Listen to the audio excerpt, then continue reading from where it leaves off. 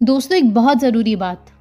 आप में से बहुत सारे लोगों के हमारे पास मेल्स और मैसेजेस आते हैं कि द ओनली वन कम्युन के मेडिटेशन डेली बेसिस पे कैसे अटेंड कर सकते हैं। तो आप मंथली मेडिटेशन ये लिखकर इस नंबर पर व्हाट्सएप कर दीजिए, तो आपको एनरोल कर दिया जाता है। मेडिटेशन ऑनलाइन और ऑफलाइन दोनों मोड्स में अवेलेबल है। बाकी सारी डिटेल्स आपको व्हाट्सएप पर दे दी जाती है। और दोस्तों, एक और बहुत इंपॉर्टेंट बात कि द ओनली वन कम्युन की तरफ से depression and stress management counselling के लिए टीम लाइफस्टाइल के सब्सक्राइबर्स के लिए स्पेशल डिस्काउंट होता है। तो आप में से जिस किसी को भी थोड़े से भी सिम्टम्स महसूस हो रहे हैं, तो आप बेझिझक व्हाट्सएप पर सारी डिटेल्स ले सकते हैं। नंबर आपके सामने है।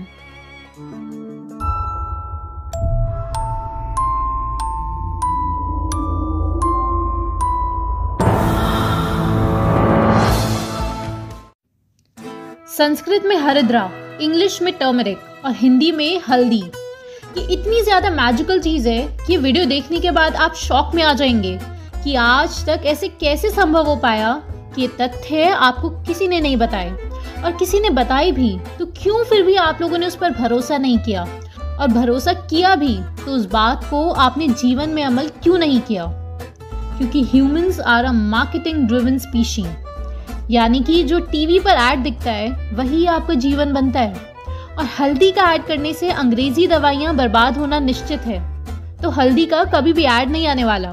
और इस वीडियो के एंड में आपको अपना हिप्नोसिस स्कोर पता चलेगा कि आप कितने गहरे तल तक एडवर्टाइजिंग की दुनिया के कब्जे में हैं। पहला फैक्ट, हल्दी का दुनिया में सबसे बड़ा एक्सपोर्टर इंडिया है। दूसरा, 2019 में $190 मिलियन की हल्दी इंडिया ने एक्सपोर्ट करी, और सेकंड रैंक पे था वियतनाम, जिसने सिर्फ $16.3 मिलियन की हल्दी एक्सपोर्ट करी। कहाँ रैंक 1 $190 मिलियन और कहाँ रैंक 2 सिर्फ $16 मिलियन, यानी कि लगभग पूरी दुनिया की हल्दी इंडिया की ही हल्दी है। अब आप जो सुनने जा रहे हैं वो आपको शॉकिंग और काल्पनिक लग सकता है, लेकिन ये बातें 200% सच है। एक एक शब्द हमेशा की तरह मेडिकल जर्नल्स और रिसर्च पेपर से उठाया गया है। सारे पेपर्स हमेशा की तरह डिस्क्रिप्शन बॉक्स में डाल दिए। आप लोग खुद से रिसर्च पेपर्स भी ज़रूर पढ़िएगा, क्योंकि मीडिया ये बातें कभी भी बाहर नहीं आने देगी। आयुर्वेद में जितनी जगह हल्दी का दवा बनाने में इस्तेमाल किया गया है, उतना शायद ही किसी और चीज़ का इस्तेमाल हुआ हो। जैसे कि कुछ उदाहरण बताते हैं। आपकी शारीरिक स्ट्रेंथ के लिए, ताकत के लिए, गैस्ट्रिक इश्यूज़ के लिए, पेट में कीड़े हो गए उसे निकालने के लिए, डाइजेशन इंप्रूव करने के लिए, मेंस्ट्रुएशन रेगुलेट करने के लिए, गॉल ब्लैडर के स्टोन्स को डिसॉल्व करने के लिए, दोनों टाइप के आर्थराइटिस, रूमेटॉइड आर्थराइटिस और ऑस्टियोआर्थराइटिस, दोनों के लिए तो हल्दी वरदान है ईश्वर का। इसके अलावा एंटीसेप्टिक है, घाव पर, कट्स पर, बर्न्स पर। इसके अलावा ब्लड प्योरीफाई करने के लिए, स्किन में पिंपल्स है या स्किन इश्यूज़ के लिए, एक्जिमा के लिए, स्किन की ग्लो के लिए उपटन में इस्तेमाल होता है। इसके अलावा आज की तारीख में बहुत सारी क्रीम्स और सनस्क्रीन्स हल्दी के अलग अलग एक्सट्रैक्ट यूज़ कर रही हैं, जैसे कि पतंजलि, मामाअर्थ, वाव कंपनी और भी ढेर सारे ब्रांड्स और स्किन प्रोडक्ट्स।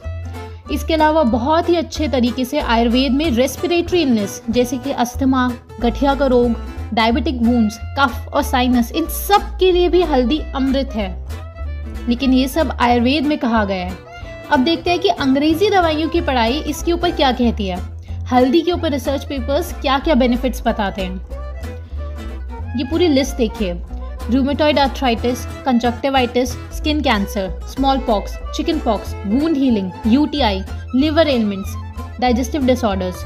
सर्क्यूमिन जो है वो बाइल जूस को सिक्रीट करने में हेल्प करता है, जिससे आपके फैट्स को डाइजेस्ट करने की एबिलिटी बढ़ती है।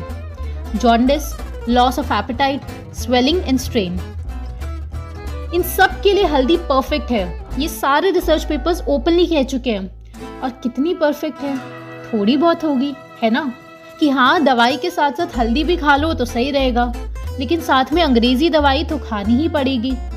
जी बिल्कुल नहीं। जो सबसे ज़्यादा इस्तेमाल होने वाली दवाइयाँ हैं, हर रिसर्च पेपर में हल्दी या तो उतनी ही असरदार साबित हुई है या फिर उससे भी ज़्यादा।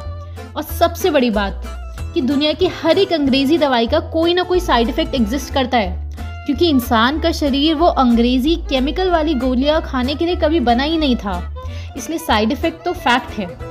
लेकिन हल्दी के जितने भी सेफ्टी ट्रायल्स हुए, सब में शॉकिंग बात सामने आई कि हल्दी का कोई भी साइड इफेक्ट एग्जिस्ट नहीं करता, even at high doses. In fact ध्यान से सुनिए, अंग्रेजी दवाइयों के भगवान FDA खुद 300 पन्नों का पेपर पब्लिश करके ओपनली एक्सेप्ट कर चुका है कि हल्दी ग्रास कैटेगरी में आती है, generally recognised as safe GRAS category, यानी वो कैटेगरी जिसमें प्रोडक्ट्स बहुत ही ज़्यादा सेफ माने जाते हैं। हालांकि आप बहुत ज़्यादा हल्दी मत खा लेना सब्जी की तरह, क्योंकि आयुर्वेद थोड़ा थोड़ा ही खाने को कहता है। तो अभी क्या सुना आपने कि हल्दी अंग्रेजी गोलियों से ज़्यादा बेटर प्रूव हुई है ट्रायल्स में, और हल्दी का कोई साइड इफ़ेक्ट ही नहीं है। हल्दी एक ऐसा स्पाइस है कि शायद इससे ज़्यादा और किसी स्पाइस के ऊपर रिसर्च नहीं हुई होगी। दरअसल हल्दी के अंदर एंटी इन्फ्लेमेटरी प्रॉपर्टी है, और साथ ही एंटीऑक्सीडेंट्स है, और साथ ही एंटी बैक्टीरियल भी है, साथ ही एंटी कैंसर प्रॉपर्टीज़ भी हैं। ये चारों चीज़ें एक ही सब्सटेंस में होने की वजह से दुनिया की हर रिसर्च पेपर में जिस पे हल्दी पर टेस्टिंग हुई है, उनमें ये फैक्ट सामने आ चुका है कि हल्दी कुदरत का तोहफा है। ऊपर बताई हुई हर एक बीमारी में हल्दी बेहद ही असरदार है, अंग्रेजी दवाइयों से बहुत ज़्यादा बेटर प्रूव हो चुकी है। लेकिन किसी किसी को लग सकता है कि ऐसे थोड़ी होता होगा, इतनी सारी बीमारियों के लिए सिर्फ एक चुटकी हल्दी इतना ज़्यादा असरदार कैसे हो सकती है। और मान लो कि होती भी असरदार, तो फिर सारे डॉक्टर्स और साइंटिस्ट हल्दी खाने को क्यों नहीं बोल देते, और इतने करोड़ों रुपए रिसर्च पर क्यों लगाते जा रहे हैं अगर हल्दी इतनी बढ़िया है। ये सवाल आया दिमाग में। दरअसल इसमें बहुत ही बड़ा इश्यू है।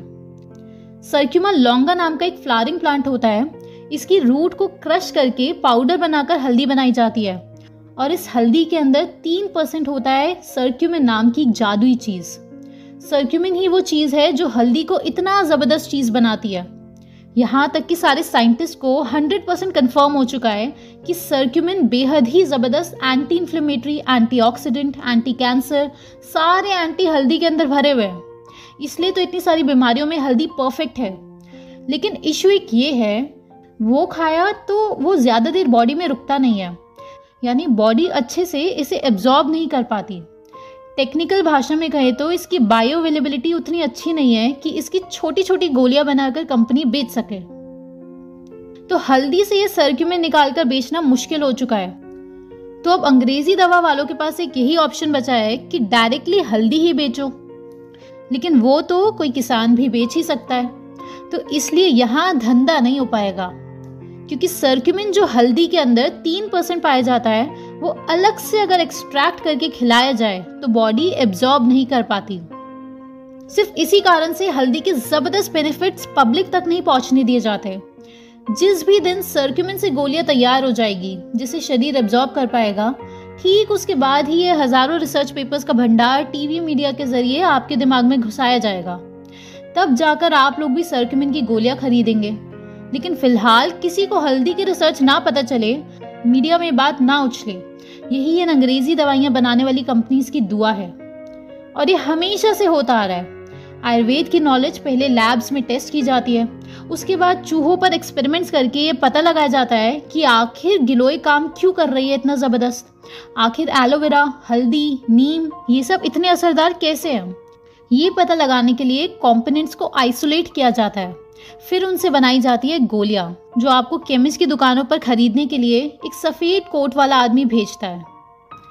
अब नेक्स्ट सवाल, लेकिन हमारी सरकार तो ये सब बता सकती है ना हमको। वैसे भी अब तो आयुष मंत्रालय भी खुल चुका है ना। हाँ, ये हुआ ना परफेक्ट क्वेश्चन। तो अब जानते हैं कि आखिर हमारी सरकार क्यों हल्दी को प्रमोट नहीं कर पाई, जबकि साइंस क्लियर कट कह चुकी है कि हल्दी इज बेटर देन अंग्रेजी दवा।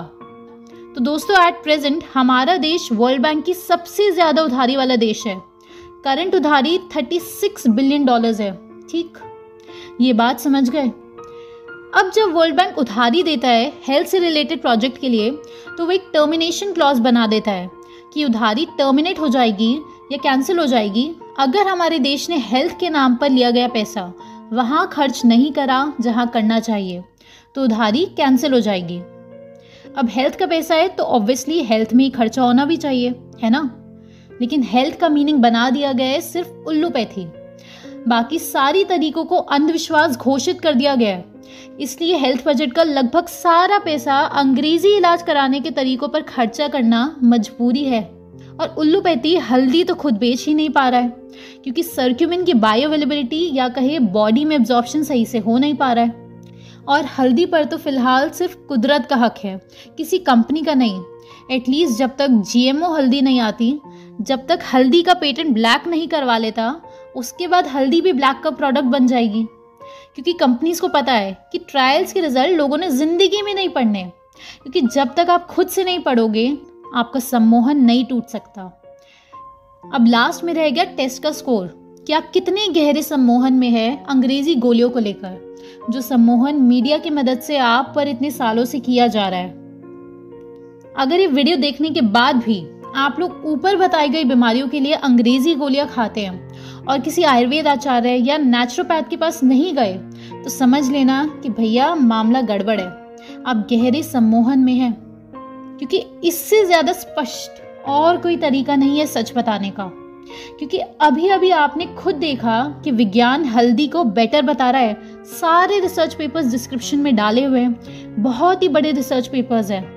पास्ट रिजल्ट्स हल्दी को ज्यादा बेटर बता रहे हैं, लेकिन बस एक चीज अंग्रेजी गोलियों को बेटर बता रही है, और वो है मीडिया।